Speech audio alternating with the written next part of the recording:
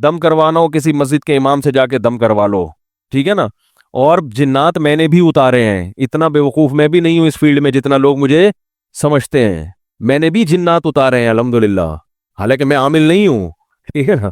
تو جن اتارنا یہ اس کا تعلق رقیہ سے ہے کہ آپ کون سے کلمات پڑھ کے پھونک رہے ہیں.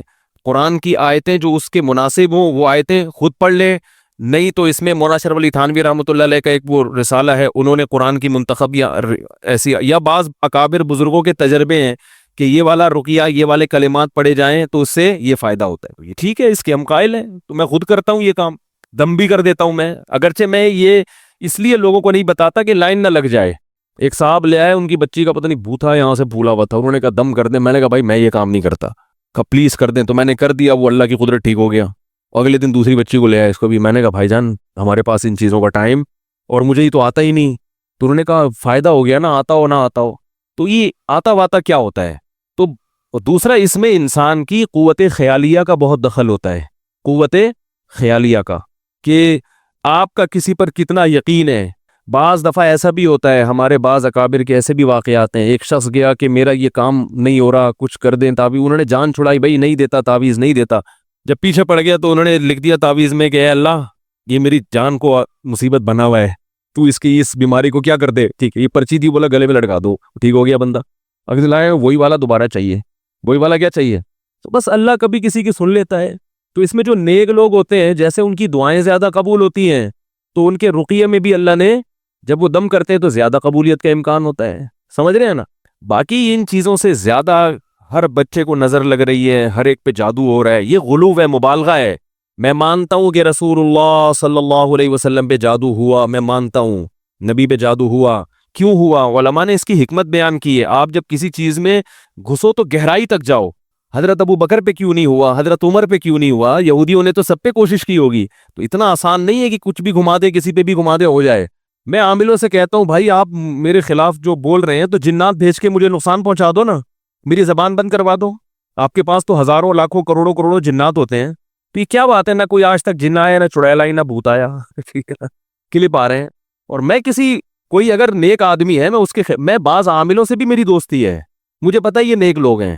میرا ان سے نظریاتی اختلاف اپنی جگہ، لیکن مجھے پتہ ہے یہ فراڈی نہیں ہے. ہاں ٹھیک ہے، ممکن ہے ان رائے میں اختلاف تو آپ کا کسی سے بھی ہو سکتا ہے نا، کیونکہ قرآن و سنت تو نہ میرے پاس ہے نہ آپ کے پاس ہے اس معاملے میں.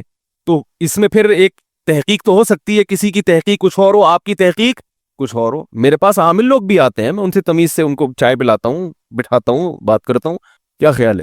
لیکن مجھے اپنا نظریہ تو بیان کرنے کی اجازت ہوگی نا، کیونکہ میں دیکھ رہا ہوں کہ پبلک تباہ ہو رہی ہے، برباد ہو رہی ہے ان چکروں میں. تو عامل لوگ اس میں غلوف بہت کرتے ہیں، غلوف. جو بھی جا رہا ہے یہ ہے، فلانے نے یہ کر دیا، نظر لگا دی، جن ہو گیا، جادو ہو گیا، چڑیل ہو گئی، بھوت آ گیا، وہ ایک لوگوں کو وہمی بنا دیا ہے. تو اس سے بڑا نقصان ہو رہا ہے. تو کہاں سے کہاں بات چلی جاتی ہے. یہ جو بہت سارے علماء یہ کام مفتی ظفر علی صاحب بھی کرتے ہیں، لیکن مفتی ظفر علی صاحب عامل، تبھی میں جو عاملوں کے خلاف اتنی تقریریں ہیں، اس پہ صدقے کے بکرے پہ تو مفتی ظفر علی صاحب کا میرے خلاف بیان آیا، تراویح کی اجرت پر تو آیا، مگر عاملوں کی اتنی تقریروں کے خلاف بھی حضرت مفتی ظفر علی صاحب کا میرے خلاف بیان نہیں آیا، کیونکہ وہ سمجھ رہے کہ یہ میرے خلاف نہیں بول رہا. ٹھیک ہے نا. حالانکہ وہ بھی رقیہ کرتے ہیں، وہ بھی تعویذ دے دیتے ہیں، اور بہت سے علماء ہیں جو دیتے ہیں تعویذ، رقیہ بھی کرتے ہیں، مگر ان کو پتہ ہے کہ میرا بیان ان کے خلاف نہیں ہے، وہ سمجھتے ہیں کہ یہ ہمارے خلاف نہیں بول رہا. تو اس لیے میں ان چیزوں سے آپ کو بچانے کی کوشش کرتا ہوں کہ تمام دوائیں بچوں کی پہنچ سے دور رکھیں، اور استعمال سے قبل بوتل کو اچھی طرح ہلا لیں. پھر بھی آرام نہ آئے تو قریبی معالج سے رجوع کریں. ٹھیک ہے نا. تو خیر کہاں سے کہاں بات چلی جاتی ہے یار. ہاں میں یہ عرض کر رہا تھا، دیکھو قرآن مجید غیر مسلموں کی اس صفت کو بیان کرتا ہے. اس صفت کو بیان بھی کس انداز سے کر رہا ہے، کیسا منظر کھینچا ہے. ہم اس بات کو بیان کرتے، ہم کہتے ہیں بھائی مجھ سے جب کوئی بحث کرتا ہے تو رو پڑتا ہے. ہم کہتے ہیں نا بھائی مجھ سے جب کوئی بحث کرتا ہے تو اتنا متاثر ہوتا ہے کہ رو پڑتا ہے. اس میں مزہ نہیں ہے، چاشنی نہیں ہے، بلاغت نہیں ہے. قرآن کہہ رہا ہے وَإِذَا سَمِعُوا مَا أُنزِلَ إِلَى الرَّسُولِ، جب یہ غیر مسلم جو حق متلاشی ہیں اس کلام کو سنتے ہیں جو رسول پہ نازل کیا گیا آسمان سے، تَرَىٰ أَعْيُنَهُمْ، اے مخاطب، یعنی قرآن کہہ رہا ہے اے وہ شخص جو اس وقت میری آیات کی تلاوت کر رہا ہے تو نہیں رو رہا، لیکن میں تجھے بتاتا ہوں جن کو طلب ہے وہ ان کی حالت کیا ہوتی ہے. کیونکہ ہم جب تلاوت کر رہے ہوتے ہم تو رو نہیں رہے ہوتے، تو قرآن ہمیں خطاب کر رہا ہے کہ تمہیں تو کچھ نہیں ہو رہا، لیکن جو حق کی تلاش میں مارے مارے پھر رہے ہوتے ہیں، اندھیروں میں ٹٹول رہے ہوتے ہیں، ان کو کہیں کوئی سیدھا راستہ نظر آ جائے تو میں تجھے بتاتا ہوں ان کی کنڈیشن کیا ہوتی ہے۔ ترا اعینہم، اے مخاطب تو کبھی جا کے ان کی آنکھوں کی طرف دیکھنا، تو ان کی آنکھوں کو دیکھے گا کہ وہ آنکھیں بہہ رہی ہوں گی۔ کتنا مبالغہ ہے، کتنا خوبصورت کلام ہے، اس بات کو اس سے زیادہ اچھے انداز سے بیان کرنا ممکن ہے ہی نہیں کہ پڑھنے والا جو ہے نا اس کو خطاب کہ تو کبھی جا کے ذرا ان کی آنکھوں کی طرف دیکھنا، تو ذرا جا کے دیکھنا کبھی ان کی آنکھوں کی طرف۔ تجھے یقین نہیں آ رہا اس کلام کے برحق ہونے پر، تو ذرا کبھی ان لوگوں کو جا کے دیکھنا جو حق کے متلاشی ہیں، کبھی جا کے دیکھنا جب وہ یہ کلام پڑھتے ہیں یا سنتے ہیں، بلکہ پڑھتے نہیں سنتے، کیونکہ غیر مسلم اکثر قرآن پڑھتے نہیں ہیں، کبھی ادھر سے ریکارڈنگ سن لیتے ہیں، کبھی اتفاق سے ایک بٹن دب گیا انٹرنیٹ پر اور حرم کی تلاوت آ گئی، کبھی تراویح کی تلاوت آ گئی، کبھی اتفاق سے بٹن دب گیا تو کسی قاری کی تلاوت ان کے کان میں پڑ جاتی ہے۔ فرمایا تفیض اعینہم، کہ تم دیکھو گے کہ ان کی آنکھیں آنسوؤں سے بہہ رہی ہیں۔ تو یہ مبالغہ ہے کہ اتنا روتے ہیں کہ یہ کہنا ان کے رونے کی توہین ہے کہ آنسو نکل رہے ہیں۔ آنسو تو ہر ایک کی آنکھوں سے نکل جاتے ہیں، ایسے آنسو بہتے لگتا ہے کہ آنکھیں بہ پڑیں گی۔ وہ شاعر کا ایک شعر اکثر میں سناتا ہوں نا، کوئی تو میرے یار کی لا دے خبر مجھے۔ عاشق بیٹھا ہوا معشوق کے خیال میں نا کہ بھئی وہ نمبر ہی سم ہی گم ہو گئی ہے، پہلے تو کم از کم ایس ایم ایس پہ پتہ چل جاتا تھا کہ کہاں ہے، اب وہ سم ہی کیا ہو گئی، گم ہو گئی۔ تو شاعر کہہ رہا ہے کوئی تو میرے یار کی لا دے خبر مجھے، اے سیل اشک، اشک آنکھوں کو کہتے ہیں، سیل کا مطلب سیلاب، آنکھوں کا سیلاب، یعنی محبوب کی یاد میں رونے سے جو سیلاب بن گیا ہے نا آنسوؤں کا، تو اے سیل اشک تو ہی بہا دے ادھر مجھے، یعنی میں محبوب کی یاد میں اتنا رو رہا ہوں کہ میرے آنکھوں کا ایک سمندر اور دریا بن گیا ہے، تو اس دریا سے کہہ رہا ہے کم از کم تو بہا کے مجھے محبوب کی طرف لے جا۔ وہ ایک نواز دیوبندی ایک بڑے زبردست شاعر ہیں، اسی پر ان کا ایک شعر ہے، وہ اپنے گھر کے دریچوں سے جھانکتا کم ہے، وہ اپنے گھر کے دریچہ کھڑکی کو کہتے ہیں نا، دریچوں سے جھانکتا کم ہے، تعلقات تو اب بھی ہے رابطہ کم ہے، کنیکشن نہیں رہا، باقی دل کا تعلق تو اب بھی، سم تو گم ہو گئی۔ آپ بولیں گے آپ کو ہماری اندر کی باتیں کہاں سے پتہ ہے، کون بتاتا ہے؟ سم تو گم ہو گئی مگر رابطہ وہ تو قیامت تک رہتا ہے۔ تو لوگ فون آتے ہیں نا عاشقوں کے، مجھے عشق ہو گیا میں کیا کروں، میں کہتا ہوں سم توڑ دو، جب دریچے بند ہوتے ہیں نا تو تعلقات تو ہوتے ہیں، رابطہ کم ہوتا ہے، لیکن جب رابطہ کم ہوگا تو تعلق بھی آہستہ آہستہ، تعلق بنتا بھی رابطوں سے ہے اور ٹوٹتا بھی رابطے کے ڈسکنیکٹ ہونے سے ہے۔ تو عشق کا سب سے بہترین علاج یہ ہے کہ جس سے عشق ہوا ہے اس سے ہر قسم کا تعلق، یا تو شادی کر لو، وہ نہیں ہو سکتی تو ہر قسم کا تعلق بولو بھائی ختم، اس کے علاوہ کوئی آپشن نہیں ہے آپ کے پاس۔ درمیان میں لٹکنے کا آپشن صرف غیر مسلموں کے پاس ہے، مسلمان کے پاس یہ آپشن یا تو ادھر ہو جاؤ یا ختم، تعلق بالکل ختم۔ تو تفیض اعینہم من الدم، اللہ فرماتے ہیں ایسے اتنا روئیں گے، ایسے لگے گا کہ ان کی آنکھیں ان آنسوؤں میں بہہ پڑیں گی، جیسے نجاشی کے ساتھ ہوا۔ نجاشی عیسائی بادشاہ، جب رسول اللہ صلی اللہ علیہ وسلم کے صحابہ ہجرت کر کے گئے ہیں نجاشی کے پاس، غیر مسلم ریاست تھی، صحابہ پناہ لینے کے لیے گئے ہیں غیر مسلم ریاست کے پاس۔ اس سے یہ بھی پتہ چلتا ہے کہ یہ جو ہمارے ہاں افراط و تفریط ہے، بعض لوگ غیر مسلموں کو اس قدر وہ سمجھتے ہیں کہ ہر ایک کو اسلام دشمن بھی سمجھ بیٹھتے ہیں۔ تو غیر مسلموں کی بھی دو قسمیں ہوتی ہیں، ایک اسلام دشمن ہوتے ہیں اور دوسرے اسلام دشمن نہیں ہوتے، نظریاتی اختلاف ہوتا ہے مگر اسلام کی دشمنی نہیں ہوتی۔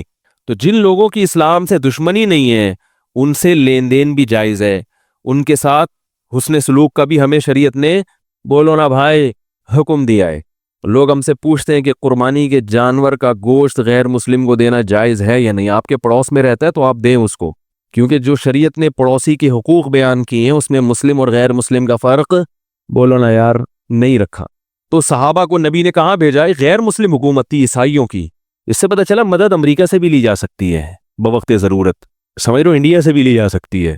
جب آپ کسی پوسٹ پہ نہیں ہوتے نا تو پھینکتے ہو یہ کیا کر رہا ہے، وہ اس سے کیوں مل رہا ہے، وہ ڈونلڈ ٹرمپ سے تمیز سے کیوں مل رہا ہے، لیکن جب جو سیاسی لوگ ایسی باتیں جب وہ خود آتے ہیں تو وہ اس سے گلے مل رہے ہوتے ہیں بیٹھ کے، ٹھیک ہے نا۔ تو اس لیے گراؤنڈ ریئلٹی کو دیکھ کے فیصلہ کرنا چاہیے۔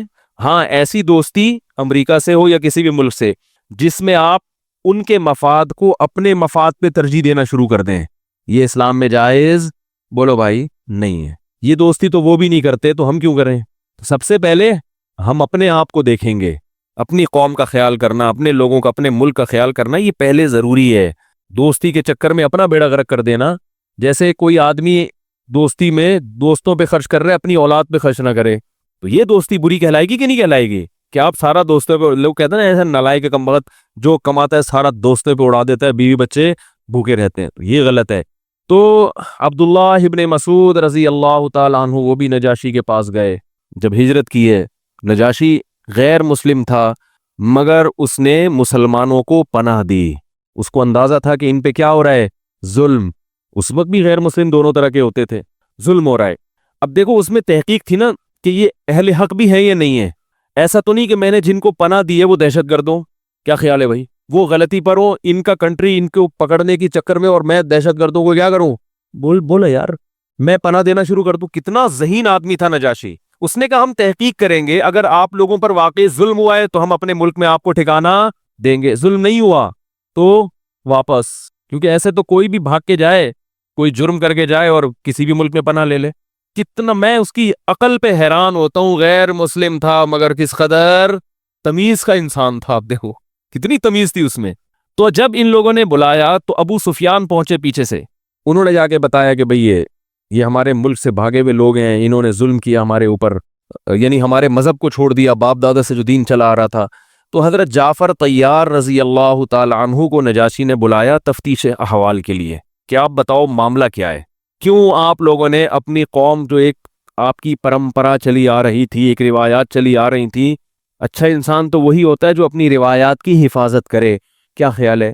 خام خواہ میں 1.5 اینٹ کی ایک الگ مذہب بنا دینا، الگ مسجد بنا دینا، اس کو کوئی بھی اچھا نہیں سمجھتا۔ تو آپ کی جب ایک روایات تھیں، ایک ملک میں ایک لا تھا، ایک قانون تھا، تو اچھی روایات تھیں، آپ خام خواہ میں ایک الگ مذہب لا کے قوم کو لڑوا دیا، آپس میں فسادات پیدا کر دیے، تو اس کی کیا وجہ ہے؟ تفتیش احوال کے لیے نجاشی نے حضرت جعفر طیار رضی اللہ تعالیٰ عنہ جو نبی کے چچا زاد بھائی تھے ان کو بلا کے پوچھا کہ بھئی آپ بتائیں کہ آپ کیا معاملہ ہے۔ حضرت جعفر طیار رضی اللہ تعالیٰ عنہ نے تقریر شروع کی اور بتایا کہ ہم مردار کھایا کرتے تھے۔ ہم کیا کھاتے تھے؟ جانور کا مردہ گوشت، مردہ جانور۔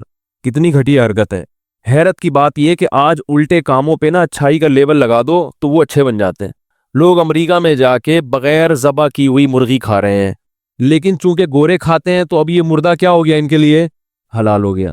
اللہ کے بندو، مرغی ہو یا کوئی بھی خون والا جانور، اس کے بلڈ میں، اس کے جسم میں جو بلڈ ہوتا ہے وہ گندا ناپاک ہے، وہ گورے کے کہنے سے پاک۔ گوروں کو اس سے ہوش نہیں ہوتا کہ پاک ہے ناپاک، وہ کہتے ہیں پروٹین ہے یا نہیں ہے۔ چائنا والے بھی کتا بھی کھائیں گے، بلی بھی کھائیں گے، ان کو اس سے کیا غرض کہ یہ پاک ناپاک ہو گیا؟ واٹ از پاک اینڈ واٹ از ناپاک؟ یہ کیا ہے بھائی؟ کتے میں پروٹین ہے تو کھا لو۔ یہ تو اسلام بتاتا ہے آپ کو کہ انسان کے بچے ہو، ہر چیز کھانے کی، چوہے کھانا شروع کر دو۔ یہ کون سی یہ انسانیت ہے بھائی؟ اور جو حلال جانور ہے وہ بھی کھاؤ گے تو ذبح کر کے تاکہ ان کا بلڈ نکل جائے، تو لوگوں کو پرواہ نہیں ہے، اب چھوڑتے چلے جا رہے ہیں۔ تو جعفر طیار کہہ رہے ہم اتنے گندے تھے کہ ہم کیا کھاتے تھے؟ مردار جانور کا خون نہیں بہاتے تھے۔ جانور مر گیا، بکری مر گئی، کھال اتائی کھا گئے، سے لڑ پڑتے تھے کہ یہ مسلمان جو ہے 5 وقت صدائیں لگاتے ہیں لا الہ الا اللہ، اللہ کے سوا کوئی عبادت کے لائق نہیں ہے، یعنی یہ سارے جتنے بھی بت ہیں، بھگوان ہیں، سب کی نفی کر دی۔ مجھے وہ سورہ صاد کی آیات یاد آ رہی تھیں۔ انڈیا کی اسمبلی میں جس خاتون نے یہ نعرہ لگایا ہے نا، یہی نعرہ مشرکین مکہ نے لگایا تھا۔ محمد صلی اللہ علیہ وسلم نے ان کو بلایا اور سب کو کہا کہ ایک اللہ ہے جس نے بنایا ہے، اتنے سارے پتھروں کے بنے ہوئے بت یہ تمہارے بھگوان نہیں ہیں۔ تو اس پر مشرکین نے کیا کہا؟ اجعل الآلہۃ الہا واحدا، کیا اتنے سارے خدا سب غلط، صرف ایک صحیح؟ ان ھذا لشیء یراد، اس میں محمد صلی اللہ علیہ وسلم کا ذاتی مفاد ہے، ورنہ اتنی غلط بات محمد جیسا آدمی صلی اللہ علیہ وسلم اتنی غلط بات نہیں کر سکتے۔ اس میں کوئی پیسے کھائے معاذ اللہ انہوں نے کہیں سے، کوئی مسئلہ ہے ان کا، یہ اپنی کوئی نئی ریاست بنانا چاہتے ہیں۔ وانطلق الملأ منہم ان امشوا، اور نکل پڑے، چل پڑے، اٹھ پڑے۔ یہاں بھی قرآن یہ نہیں کہہ رہا کہ چلے گئے، نہ وانطلقا، نکل پڑے، اٹھ پڑے، یہ کہتے جیسے کپڑے جھاڑتے ہوئے نہیں اٹھتے، کہ بھئی محمد نے جو ہمیں بلایا ہے صلی اللہ علیہ وسلم یہ کوئی بات ہے. وَانطَلَقَ الْمَلَأُ مِنْهُمْ اور جتنے سردار تھے قوم کے اٹھے کپڑے جھاڑتے ہوئے جانے لگے اور کہنے لگے ان امشو چلو جی نکلو یہاں سے. امشو چلو، جیسے سعودیہ میں کہتے ہیں نا چلو کوئی شلو، عربوں سے 6 کا لفظ نکلتا نہیں تو شلو بولتے ہیں. وہ پاکستانی ہر جگہ خون پیتا ہے نا ان کا، جا کے یہ گھڑی کتنے کی ہے وہ کہتے ہیں اتنے کی لوں گا، کہتے ہیں شلو. تو وہ چلو کا بجائے کیا کہتے ہیں؟ شلو. شلو سنا ہوگا آپ نے، کیونکہ ہمیں عادت ہو گئی یہاں پہ ہمیں پتہ ہے 6 گنا زیادہ قیمت بتائے گا تو وہیں سے کم کرنا. تو وہ پیٹ بھرے ہوئے ماشاءاللہ ان کو اللہ نے وسائل بہت دیے ہیں، وہ کہتے ہیں اتنے کی لینی ہے لو ورنہ شلو. تو وَانطَلَقَ الْمَلَأُ مِنْهُمْ جو سردار تھے وہ کہنے لگے شلو یہاں سے نکلو. وَاصْبِرُوا عَلَىٰ آلِهَتِكُمْ اپنے معبودوں کو مضبوطی سے تھام لو، مضبوطی سے تھام لو. اِنَّ هَذَا لَشَيْءٌ عُجَابٌ کبھی کہتے تو بڑی عجیب عجیب باتیں کر رہے ہیں، حالانکہ آپ عجیب باتیں کر رہے ہو کہ خود کسی کو بنا رہے ہو اور اسی کے سامنے اپنی مرادیں پوری کر رہے ہو، اس سے بڑی عجیب بات کیا ہوگی. لیکن جمہوریت میں یہی ہوتا ہے کہ جو زیادہ جس طرف جائے نا اس کو لوگ فالو کرتے چاہے وہ کتنی الٹی باتیں کر رہا ہو. تو وہ جب ہندو عورت تقریر کر رہی تھی نا اسمبلی میں، سنا ہوگا سب نے کہ موسلے یہ کہتے ہیں کہ ایک خدا ہے، تو مجھے اس کی تقریر سے ایمان اور تازہ ہو رہا تھا کہ موسلے کتنے اچھے ہیں. کیا خیال ہے؟ مجھے سمجھ میں نہیں آ رہا تھا یہ ہماری برائی کر رہی ہے یا ہماری تعریف کر رہی ہے. کہتے ہیں ایک خدا کی عبادت کرو، اس کے سامنے آ کے جھکو، کسی خدا کے سامنے جھکنا. 5 ٹائم یہ عبادت کرتے ہیں، 5 ٹائم. تو اچھی بات ہے یار، ایک اللہ کی کتنی صفائی، 10 ٹائم ہوتی تو اور اچھا ہوتا. کچھ چرچ تو نہیں پی رہے نا 5 ٹائم. بھائی برائی تو یہ ہوتی مسلمان معاذ اللہ 5 ٹائم گٹکا کھاتے ہیں، ہے بھائی مسلمان 5 ٹائم چائے پیتے ہیں، تو یہ بھی کسی حد تک برا تھا یار، پینی ہے 2 کپ پی لو 5 ٹائم. 5 ٹائم یہ کیا پڑھتے ہیں؟ نماز پڑھتے ہیں. یہ سمجھ میں نہیں آتا یہ برائی کر رہی ہے، یہ کیا کر رہی ہے. یہ تو آپ ہمارے دین کو اور انڈیا کی اسمبلی میں ماشاءاللہ تبلیغ کر رہی ہو. میرا دل چاہتا ہے اس خاتون کو ہدیہ دوں، بولے ایک اسی قسم کی ایک اور تقریر رمضان کے بارے میں بھی ہو جائے. کیا خیال ہے؟ زکوٰۃ کے بارے میں بھی ہو جائے کہ یہ اپنے مال میں سے 2.5% نکال دیتے ہیں غریبوں کے لیے. ہائے ہائے، ہر سال یکم رمضان کو کروڑوں اربوں روپے غریبوں کے لیے ان کی جیبوں سے نکلتا ہے، مالداروں کی جیبوں سے. یہ کیسا مذہب ہے جو دہشت گردی سکھا رہا ہے؟ یعنی اس نے تقریر میں مسلمانوں کو دہشت گرد قرار دیا ہے، مگر دلیل جتنے دیے وہ دہشت گردی کی، اس میں کہیں سے بھی کچھ بن ہی نہیں رہا نا. نماز پڑھ رہے ہیں، کہہ رہے ہیں ایک عبادت ہے، تو کچھ عجیب سی اس بات ہے. تو میں نے کہا دیکھو اللہ تعالیٰ تبلیغ والوں کو انڈیا کی اسمبلی میں نہیں پہنچ پائے تو اللہ نے وہیں بت خانے میں، صنم خانے میں اللہ نے توحید کے علم بردار پیدا کر دیے. تو 2.5% کیا کرتے ہیں؟ یہ کروڑوں روپے راشن ڈالتے ہیں رمضان میں. خود رمضان کہتے ہیں نا، وہ رمضان میں یہ لوگ خود روزے رکھتے ہیں اور غریبوں کے گھروں میں راشن ڈال دیتے ہیں. کیا مذہب ہے اسلام! دیکھو کتنی زکاتیں نکلتی ہیں رمضان میں، مزہ آ جاتا ہے. اتنا مزہ آتا ہے رمضان میں جب لوگ آتے ہیں، یہ فلانے کے، یہ میرے پاس بھی لوگ آتے ہیں، حضرت کوئی غریب ہو تو یہ میرا یہ راشن ہے اس کے گھر میں ڈلوا دیں. ہمیں بھی مزہ آتا ہے کسی کے غریب کے گھر میں جا کے. میں تو لوگوں سے کہتا ہوں بھائی سب خود کرو تو زیادہ اچھا ہے نا. اپنے رشتہ داروں کو پوچھو. لوگ پوچھتے ہیں حضرت بہن کو زکوٰۃ دے سکتا ہوں یا نہیں؟ بھائی بہن کو دو گے تو دگنا ثواب ہے. ایک تو غریب کی مدد کا، دوسرا رشتہ داری کیا ہوگی. غیر مسلموں کے پاس یہ مزے نہیں ہیں. اور مسلمان کو اللہ کہتا ہے کھانا بھی کھلاؤ. اور قرآن کے الفاظ ہیں کہ اہل اسلام کی اللہ نے تعریف کی، ہمارے نیک بندے جب کسی کو کھانا کھلاتے ہیں غریب کو. انما نطعمکم، سورہ دہر 29واں پارہ، انما نطعمکم لوجہ اللہ، ہم تمہیں صرف اللہ کے لیے کھلا رہے. غریبوں کو کہہ رہے ہوتے اس وقت لا نرید منکم جزاء ولا شکورا، ہمیں تم سے اس کا بدلہ نہیں چاہیے، شکریہ نہیں چاہیے، تھینک یو نہیں کہنا کھانے کے بعد، کہیں اجر کم نہ ہو جائے، کیونکہ ہم تمہیں اپنے فائدے کے لیے تو کھلا نہیں رہے. ہم تو کس کے لیے کھلا رہے ہیں؟ اس ایک خدا کو خوش کرنے کے لیے جو ایک ہے. اتنے ساروں کو خوش رکھنا ویسے بھی ممکن، بولو بھائی. جو بہت سارے بھگوانوں کو مانتا ہے وہ تو بیچارہ ویسے ہی کنفیوز رہے گا کہ پڑوسی کی مدد سے یہ والا بھگوان خوش ہو رہا ہے، یہ وہ والا خوش ہو رہے ہیں. اب کوئی اس کو بتائے گا یار پڑوسیوں کے لیے وہ والا بھگوان ہے، بیوی سے اچھا سلوک کے لیے وہ جو ادھر، بیوی سے اچھا سلوک کے لیے جو ہے نا بھگوان، وہ بہت تگڑا قسم کا بھگوان ہونا چاہیے. وہ اتنا ہی تگڑا ہو جتنا تگڑا تمہارا سسرال ہے. اس کے لیے بس کیا بتاؤں میں پھر. میرے خلاف ایک ہندو کا کوئی کلپ نہ آ جائے یار، کلپوں سے ڈر رہا ہوں آج کل میں. تو کتنے سارے ہیں نا. قرآن نے یہ اس جو اتنے سارے بھگوانوں کو مانتا ہے نا، قرآن نے اس کی کیفیات کی بھی ایک منظر کشی کی ہے کہ اس بیچارے کی کیفیت کیا ہوتی ہے. ضرب اللہ مثلا رجلا فیہ شرکاء متشاکسون ورجلا سلما لرجل. فرمایا اللہ بیان کرتا ہے تمہارے لیے خود مثال، تم نہیں سمجھتے تو اللہ ایک مثال بیان کرتا ہے. بتاؤ ایک شخص کا ایک آقا ہو وہ زیادہ سکون میں ہوگا، یا ایک وہ جس کے بہت سارے آقا ہوں، بہت سارے خدا ہوں، بہت سارے مالک ہوں، اور وہ ہو بھی آپس میں ایک دوسرے کے خلاف. اس کو خوش کرتا ہے تو وہ والا بھگوان کا پتہ نہیں کہ وہ اس کی فیلنگ کیا ہوں گی اس کام کے بعد. اس کو خوش کرے گا تو اس بھگوان کی کیا فیلنگ ہوں گی کچھ پتہ نہیں ہے. اور یہ بھی اپنے نظریات ہیں، ورنہ اس بھگوان بیچارے سے پوچھو گے کہ میری تو کوئی فیلنگ ہے ہی نہیں ہے، تو تم نے مجھے فیل والا بنا دیا، ٹھیک ہے، ورنہ میں تو فیل لیس ہوں. یہ بتانے کے لیے بھی اس کے منہ میں بیچارے کے منہ میں زبان نہیں ہے. فرمایا سواء علیہم ادعوتموہم ام انتم صامتون. فرمایا برابر ہے ان پر یہ بات کہ تم ان کو پکارو یا چپ رہو، ان کی صحت پہ کوئی اثر نہیں پڑتا. تو یہ اسلام ہے جس کی تبلیغ اللہ ہندوستان کی اسمبلیوں میں ہندوؤں کے ذریعے 5 ٹائم اذانیں بلند ہوتی ہیں. تو اذان کے الفاظ کتنے خوبصورت ہیں، خدا کی قسم اذان سے غیر مسلم کو بھی سکون ملتا ہے، کیونکہ یہ اللہ کے الفاظ ہیں نا. اللہ نے ہمیں بتایا اللہ اکبر اللہ اکبر، اللہ سب سے بڑا ہے، سب سے بڑا ہے، سب سے بڑا ہے 4 دفعہ. اشہد ان لا الہ الا اللہ، میں کہتا ہوں بھگوان صرف، معبود صرف ایک ہے، کوئی اس کے سوا نہیں ہے، ایک ہے. تو ایک محبوب جب ہوتا ہے نا انسان کا، ایک معبود ہو، سکون سے بھی تمیز سے ہمیں سب کچھ کرنا ہے صرف اسی ایک کو خوش کرنے کے لیے. باقی کسی بھگوان کو ہم لفٹ بولو بھائی نہیں کراتے، کیونکہ اتنوں کو لفٹ تو اتنی تو یعنی نہیں لفٹ کرا سکتا بھائی انسان. ہاں ایک فیکٹری کے 2 مالک ہو، وہ آدمی عذاب میں آئے گا کہ نہیں آئے گا؟ تو وہ تو معبود تو ایک ہی ہوتا ہے بھائی. اس لیے مسلمان سکون میں ہوتا ہے الحمدللہ.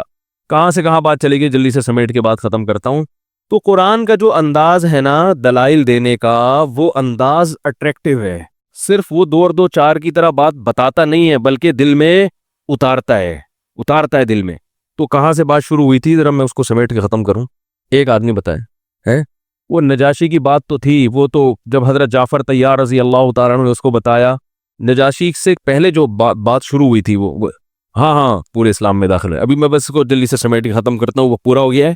تو نجاشی کے سامنے حضرت جعفر طیار نے بتایا ہم ایسے تھے، اتنے خداؤں کو پوچھتے تھے. محمد صلی اللہ علیہ وسلم نے بتایا کہ تمہارا رب صرف ایک ہے جس نے تمہیں بنایا، وہ صرف ایک خدا ہے. تو اور بہت ساری باتیں بتائیں. تو نجاشی متاثر ہوا کہ یہ تو صحیح. پھر نجاشی نے ایک کراس کوئسچن پوچھے کہ محمد صلی اللہ علیہ وسلم کے آباء و اجداد میں کوئی بادشاہ تو نہیں گزرا؟ کہا نہیں گزرا، کیونکہ جن کے آباء و اجداد میں سیاستدان بادشاہ گزرتے ہیں ان کو بھی سیاست کا شوق.